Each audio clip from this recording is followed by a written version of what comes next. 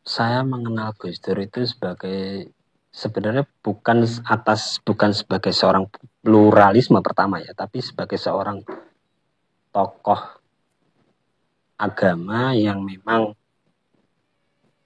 berkecimpung di dunia pesantren, dan kebetulan kita juga kan anak pesantren, dan kebetulan tempat mondok saya itu ya tidak jauh lokasinya dengan mbahnya si Gus Dur.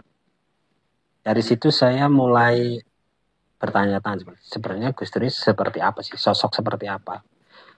Saya baru tahu lebih dalam tentang Gus Dur itu ya ketika masuk di Gus Durian. Artinya teman-teman mulai ngajak diskusi tentang Gus Dur itu siapa sih, dan bla bla bla bla. Saya pernah ikut di Pasuruan ketika itu pertama kali acara, kalau nggak salah, Rakernas Jawa Timur di Pasuruan waktu itu. Ngobrol sama teman-teman lintas agama. Oh ternyata begini ya rasanya menjadi Gus Durian. Dalam arti Gus Durian itu kan tidak membeda-bedakan agama A, B, dan C dan sebagainya. Di situlah saya mulai merasakan kenyamanan.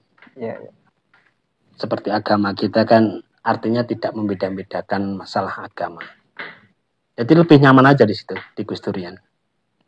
Dan sedikit klarifikasi, tadi Mas Haris bilang organisasi. Bukan, sebenarnya kalau Gus Durian itu komunitas, Mas. Ya, komunitas.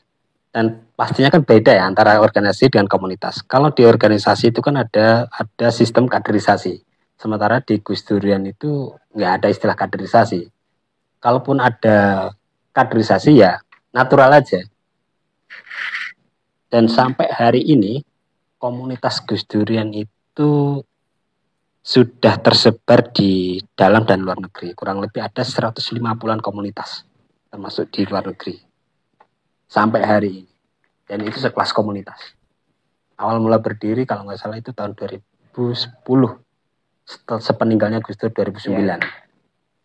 Itu berangkat dari kegelisahan teman-teman Gus Durian melihat isu-isu dan mendapatkan laporan dari banyak warga yang istilahnya apa ya, merasa kehilangan dengan sosok Gus Dur, merasa mereka tidak ada yang dakengi lagi lah, istilah orang-orang yang bukan orang hina, dalam arti orangnya apa ya, orang yang bukan orang hina istilahnya, apa bahasanya, orang yang dianiaya dan kaum mustadafin lah itulah, dan mereka itu merasa didakengi lah sama Gus Dur. Setelah meninggal Gus Dur, mereka bingung mencari sosok ini siapa nih, yang bisa dakengi kita siapa. Akhirnya dari situlah teman Gus Durian mulai merasa gelisah, kemudian membentuklah komunitas itu.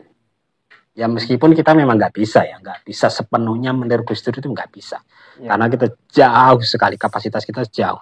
Tapi setidaknya kita bisa meneladani apa yang sudah diajarkan Gus Dur.